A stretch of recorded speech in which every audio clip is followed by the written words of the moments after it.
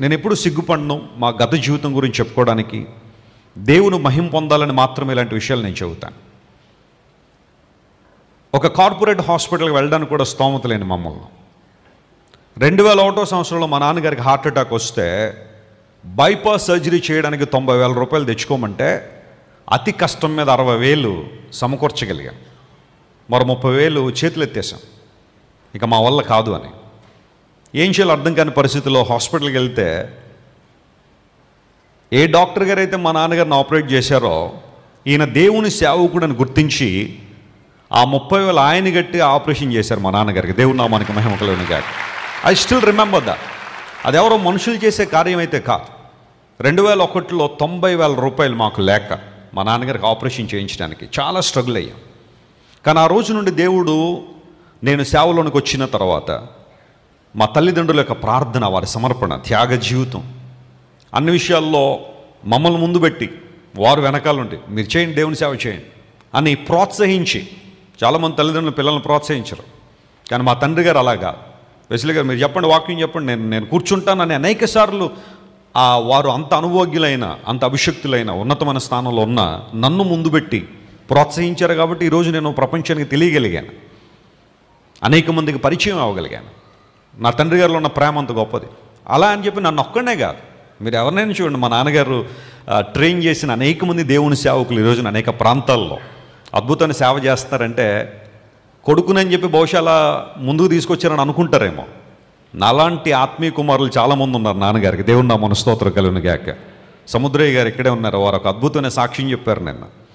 వారు నాగార్జున సాగర్లో అసిస్టెంట్ ఇంజనీర్గా పనిచేస్తున్న కాలంలో దేవుని వాక్యంలో ఆయన తర్ఫీదు చేసిన తర్వాత ఒకసారి అడవిలోకి తీసుకెళ్ళి, బ్రదర్ వాక్యం చెప్పండి అన్నారు. ఇక్కడ ఎవరు ఉన్నారంటే వాక్యం వినడానికి చెట్లు పుట్టలు తప్ప అంటే చెట్లే మనుషులు అనుకుని చెప్పండి వాక్యం అని. సముద్రయ్య గారి ట్రైనింగ్ అడవిలో స్టార్ట్ అయింది, చెట్లకు వాక్యం చెప్పడం. అక్కడి నుంచి అలా అలా ఈ రోజున అనేక ప్రాంతాల్లో వారు వారబడుతున్నారు. ఎందుకు మాట చెబుతున్నానంటే దైవజనుల యొక్క మనస్సు లీడర్లను తయారు చేయడం. ఎప్పుడో మాట అంటాను, మా నాన్నగారిని చూసినప్పుడు ఒక మాట గుర్తొస్తుంది. ఓ దైవజనుడు అంటాడు, leader must be a ladder అన్నాడు ఆయన. ఒక లీడర్ అవ్వాలంటే ఆయన ల్యాడర్ అవ్వాలంట. ల్యాడర్ అంటే ఏంటి చెప్పండి? నిచ్చెన. నిచ్చెన ఎప్పుడు అక్కడ ఉంటుంది, కానీ ఆ నిచ్చెన మీద నుండి చాలామంది పైకి వెళ్తూ ఉంటారు. దట్స్ వాట్ మై ఫాదర్, నా తండ్రి గారు అదే. అనేక మందిని ప్రయోజకులు చేశారు, ఉన్నతమైన స్థానం తీసుకొచ్చారు, సేవలో తర్ఫీదు చేసి సంఘాలు అప్పగించి, మీకు ఇష్టమైన పేర్లే పెట్టుకోండి బాబు సంఘానికి, మా పేరే పెట్టాలని ఏమీ లేదు, లేదా ఈ సంఘం పేరే పెట్టాలని లేదు. అలా గనక మా నాన్నగారు తర్ఫీదు చేసిన సేవకులందరినీ ఈ పేరు పెట్టండి అని కనుక చెప్పుంటే ఈ పాటి క్రైస్తవ ఒక 300-400 బ్రాంచులు ఉండేవి. కానీ దేవుడు మీకు ఏం ప్రేరేపణ ఇస్తుంది? మీరు ముందుకెళ్ళండి అని ప్రేరేపించి ప్రోత్సహించి అద్భుతమైన సేవలో నేను చెప్పగలను. ప్రియులరా, మా నాన్నగారికి మరి నేను ఆయనలాగా ఉంటానని ఏమన్నా కొంచెం ఎక్కువ ఇష్టమేమో, కానీ నన్ను బాగా ప్రేమిస్తారు. నేను 9th క్లాస్ చదివేంత వరకు కూడా కొన్నిసార్లు జ్వరం తరచుగా నాకు వచ్చేది, బలహీనంగా ఉండేవాడిని. ఆ సందర్భంలో నన్ను ఎత్తుకుని మోసారు అనేక సందర్భాల్లో. I still remember that. ఆయన భుజాల మీద మోసుకుని హాస్పిటల్ తీసుకెళ్ళిన రోజులు ఉన్నాయి.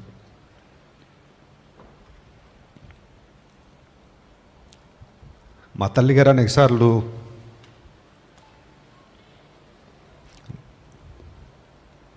నిద్ర కూడా మానేసి నా దగ్గరుండి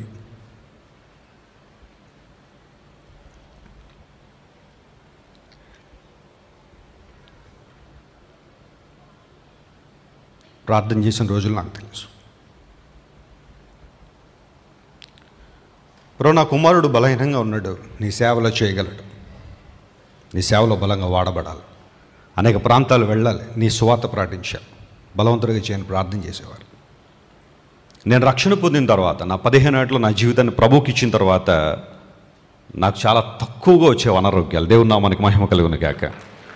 ఎప్పుడైనా బాగా అలసిపోతే ఒక తలనొప్పి కావచ్చు, లేకపోతే విపరీతమైన ప్రయాణాల్లో కొంచెం అలసట తప్ప పెద్ద పెద్ద వ్యాధులకు దేవుడు ఎప్పుడు నన్ను అప్పగించలేదు. నా తల్లిదండ్రుల ప్రార్థన లాంటిది. హాస్పిటల్కి ఏ పేరు పెట్టాలనే ఆలోచన వచ్చినప్పుడు we Kent find any better name than JVK. ఎందుకంటే మా నాన్నగారికి నేను ఇచ్చే అత్యంత గౌరవం కేవలం మాటల్లోనే కాదు, నా క్రియల్లో కూడా చూపించాలనే ఆలోచన. తండ్రి గారు మా మీద చూపించిన ప్రేమ, వారి యొక్క ఆప్యాయత చాలా గొప్పది. మా అమ్మమ్మ కూడా ఈ సందర్భంలో ఆమెను కూడా నేను జ్ఞాపకం చేసుకోవాలి. ఆమె చేసిన ప్రార్థనలు, నన్ను బలపరిచిన విధానం. ఆమెకు నాకు చాలా వయసు తేడా ఉన్నప్పటికీ మేమిద్దరం ఒక స్నేహితుల్లో ఉండేవాళ్ళం. 2018లో ఆమె ప్రభు దగ్గరికి వెళ్ళిపోయినప్పుడు చాలా మిస్ అయ్యాం. ఆమె ప్రతి విజయంలో, నా జీవితంలో జరిగే ప్రతి కార్యంలో ఆమె యొక్క హస్తం ప్రార్థన, గంటల గంటల ప్రార్థన. మా అమ్మమ్మ గారి ప్రార్థన మా తల్లిగారిలోకి రావడం, మా తల్లిగారి ప్రార్థన జీవితం మా అక్కకు రావడం, కుటుంబంలో ప్రార్థన ద్వారా. చాలామంది అనుకోవచ్చు, వెస్లీ గారు ఇంత బలంగా అనేక ప్రాంతాలు తిరుగుతున్నాడు, దేవుని సేవ చేస్తున్నారంటే బాగా డబ్బు ఉందేమో వాళ్ళకి అందుని బట్టి చేస్తున్నారని. డబ్బున్న వాళ్ళు చాలామంది ఉన్నారు, కానీ వాళ్ళు ఏం చేయట్లేదు దేవుని కోసం. నేను ఎప్పుడో ఒకటే చెప్తాను, ఎక్కడికి వెళ్ళినా కేవలం ప్రార్థన ద్వారా దేవుడు చేసే కార్యాలు చాలా గొప్పవి. నా కుటుంబం గురించి కానీ, నా సంఘం గురించి కానీ నేను చెప్పగలిగే ఒక మాట అంటూ ఏదైనా ఉంది అంటే, ప్రార్థన చేసే దేవుని బిడ్డల ద్వారానే అద్భుతాలు జరుగుతున్నాయి. దేవుని నామమున స్తోత్రం కలుగును గాక. మన సంఘంలో చాలామంది దేవుని బిడ్డలు మోకాళ్ళ ప్రార్థన. క్రైస్ట్ వర్షిప్ సెంటర్లో మేము టీచ్ చేసే one of the foundational teachings ఏంటి అంటే, నీల్ డౌన్ అండ్ ప్రే. మీ మోకాళ్ళు ఉంచండి దేవుని దగ్గర, అద్భుతాలు జరుగుతాయి. జరగవు అనుకున్నా కూడా దేవుడు జరిగి చూపిస్తాడు. మా తల్లి గారి యొక్క మా తండ్రి గారి యొక్క మోకాళ్ళ ప్రార్థన, మా కుటుంబం దేవుడు అన్ని విషయాల్లో బలపరిచి, సంఘము, దేవుని బిడ్డలు, అనేక ప్రాంతాల్లో మమ్మల్ని ప్రేమించే దేవుని ప్రజలందరూ కూడా సహకరించి ఈ కార్యం జరగడానికి సహకరించారు. వారందరిని బట్టి నేను ప్రభువుకి మహిమ చెల్లిస్తున్నాను. Christ worship centre is an active church. సంఘంలో ఉన్న మీరందరూ కూడా దేవుని సేవకునిగా ఇది చేద్దాము అని అంటే ఎవరు వెనుకకు లాగేవాళ్ళు ఎవరో తెలియరు. సహకరించగలిగితే సహకరిస్తారు, లేకపోతే ప్రార్థన చేస్తారు. దేవుని కార్యాలు జరగాలి అన్న ఆలోచన చాలామందిలో ఉంది. కాబట్టి ఈ రోజున క్రైస్ట్ వర్షిప్ సెంటర్ ద్వారా దేవుడు అనేక బ్రాంచ్లు స్టార్ట్ చేయడం కానివ్వండి, క్రూసేలు జరిగించడం కానివ్వండి, ఏ విధానంలో దేవుడు ప్రేరేపిస్తే ఆ విధానంలో దేవుని సేవ. ఇవన్నీ నేను మరలా చెప్పాలన్న ఉద్దేశం కాదు. సకల ఘనత, మహిమ, ప్రభావం ఎవరికి చెందాలి? దేవునికి మాత్రమే చెందాలి. అసాధారణ కార్యాలు దేవుడు చేయాలంటే అసాధారణ వ్యక్తుల కోసం దేవుడు వెతకడట్టే. God always finds people who can prove that God is great. దేవుడు గొప్పవాడని ప్రూవ్ చేసే వాళ్ళ కోసం దేవుడు చూస్తాడు. మన భారతదేశ చరిత్రను గమనించినప్పుడు గొప్ప గొప్ప కార్యాలన్నీ కూడా చిన్న చిన్నగా ప్రారంభించబడినవే. దేవుడు వాటిని ఈ రోజున దేశానికి ఆశీర్వాదకరంగా దేవుడు చేశాడు. చాలామంది చాలా విషయాలు చెప్పారు. నేను మళ్ళీ ఆ వాటిల్లోకి వెళ్ళాను, చరిత్రలోకి వెళ్ళాలని నా ఉద్దేశం కాదు. అలా వెళ్తే చాలా విషయాలు ఉన్నాయి చెప్పడానికి. కానీ నా విజన్ ఒకటే, నా దర్శనం ఒకటే. మా తండ్రి గారు ఎవరో కూడా తెలియని ఆ రోజు మా నాన్నగారికి మేలు చేసిన డాక్టర్ గారు ఎవరైతే ఉన్నారో, ఏదో ఆ ఆపరేషన్కి వెళ్ళేటప్పుడు మాత్రమే మీరు ఏం చేస్తారండి, నేను ఇలా పాస్టర్ గారు అంటే దేవుని సేవకుండండి, అలా ఆ ఒక్క మాటకు ఆయన చూపించిన కంపాషన్ నన్ను చాలా మూవ్ చేసింది. ఆ రోజు నిర్ణయం తీసుకున్నాను, దేవుడు నాకు అవకాశం ఇవ్వగలిగితే, నా గుప్పులు నింపితే సేవకుల పక్షంగా నేను నిలబడాలి, వారి జీవితంలో మేలు జరగాలని. I'm proclaiming as a man of God. JVK హాస్పిటల్లో సంఘాలు ఉన్న ఏ సేవకునికైనా ఎంత ట్రీట్మెంట్ అయినా ఉచితంగా చేయబోతున్నామో అని చెప్పడం నేను చాలా చాలా సంతోషిస్తున్నాను. Make it a point and make it a note. సంఘం ఉన్న సేవకులు ఎవరైనా సరే, ఎట్టి ఇబ్బందుల్లో ఉన్నా, ఎంత అనారోగ్యమైనా, ఈ హాస్పిటల్ వాళ్ళకి ఉచితంగా వైద్యం చేస్తాం, అది ఏ స్థాయిలో అయినా సరే. సంఘాలు ఉన్న సేవకులు ఎందుకు చెప్పానంటే, సంఘాలు లేని వాళ్ళు కూడా చాలామంది సేవకులు నిన్నే మధ్యాహ్నమే ఆకాశం తెల్లగా కనబడిందండి, నేను కూడా సేవకుడిని అంటే అలాంటి వాళ్ళకి మేము చేయలేకపోవచ్చు. కానీ ఒక కన్సిస్టెంట్ మినిస్ట్రీ ఉన్నవాళ్ళు ఎవరైనా, సేవకులైన వారు, ఇబ్బందులు ఉన్నవారు ఎవరైనా సరే, ఖచ్చితంగా వారికి మేలు చేస్తాము. జేవికే హాస్పిటల్లో మనం స్టార్ట్ చేయబోతున్న హాస్పిటల్కి ఫంక్షనింగ్ అంతా కూడా నా చేతుల్లో అయితే ఏమీ లేదు. కట్టేంతవరకు నేను, కట్టిన తర్వాత ఒక డాక్టర్స్ కమిటీని మనం ఏర్పాటు చేయబోతున్నాం. వారు అన్ని విషయాల్లో నిర్ణయాలు తీసుకుంటారు, ఏదైనా వారే భరిస్తారు. వారి చేతులకే హాస్పిటల్ అప్పగిస్తున్నాను. నేను ఈ రోజు నుండి ఆ హాస్పిటల్ ప్రాజెక్ట్ నుంచి నేను రిలీవ్ అయిపోతున్నాను. దయచేసి నన్ను అలాగే చూడాల్సిందిగా కోరుతున్నాను. డాక్టర్ల చేతికి అప్పగిస్తాను. ఎనీ డెసిషన్ వాళ్ళే తీసుకుంటారు. ఈ విషయాన్ని ప్రతి ఒక్కరు గుర్తించండి. ఎందుకంటే I have a lot of ministry to do that. చాలా పరిచర్య నా ముందు ఉంది కాబట్టి ఇంతవరకు అనేక మందిని ప్రేరేపించగలిగాం. ఇంత ప్రాజెక్ట్ జరగడానికి కొన్ని కోట్ల రూపాయలు, అది ఎంత అనేది నేను ఈ పబ్లిక్గా చెప్పలేను, కానీ కొన్ని కోట్ల రూపాయలు మాత్రం మనం వెచ్చించాం.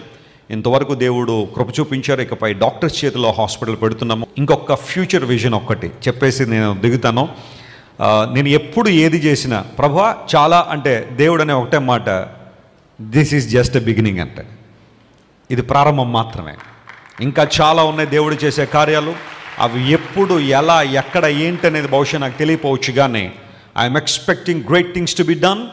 నా విజన్ ఏంటంటే, నా దర్శనం ఏంటంటే, జేవికే హాస్పిటల్ మనం ఇప్పుడైతే కట్టామో దీనికి ఇంకా ఎక్స్టెన్షన్స్ రావాలి, డిఫరెంట్ బ్రాంచెస్ రావాలి, మల్టీ స్పెషాలిటీ రానున్న రోజుల్లో ఒక సూపర్ స్పెషాలిటీ కూడా అవ్వాలి, అనేక మందికి మేలు కలగాలి. షకీనా గ్లోరీ యొక్క ఎక్స్ప్రెస్ చేసినట్టుగా ఒక మంచి ట్రీట్మెంట్ కోసం ఇకపై హైదరాబాదు లేకపోతే వైజాగ్ విజయవాడ కాకుండా రాజమండ్రిలో చాలా మంచి హాస్పిటల్స్ ఉన్నాయి, కాదంటలేదు, కానీ మనది కూడా అందులో ఒక చక్కని హాస్పిటల్ రూపుదిద్దబడాలని నేను మనసారా కోరుకుంటూ, ప్రభుచిత్తం అయితే రాజమండ్రిలో మరి మనకి ఇక్కడ ప్లేస్ ఉంటే ఇక్కడ, లేకపోతే మరొక చోట ఎక్కడైనా కొంచెం తక్కువ కాస్ట్లో లేదా అఫోర్డబుల్గా మనకు ల్యాండ్ దొరికితే ఒక మంచి క్యాన్సర్ హాస్పిటల్ కూడా కట్టాలనే ఆలోచన అయితే నాకుంది.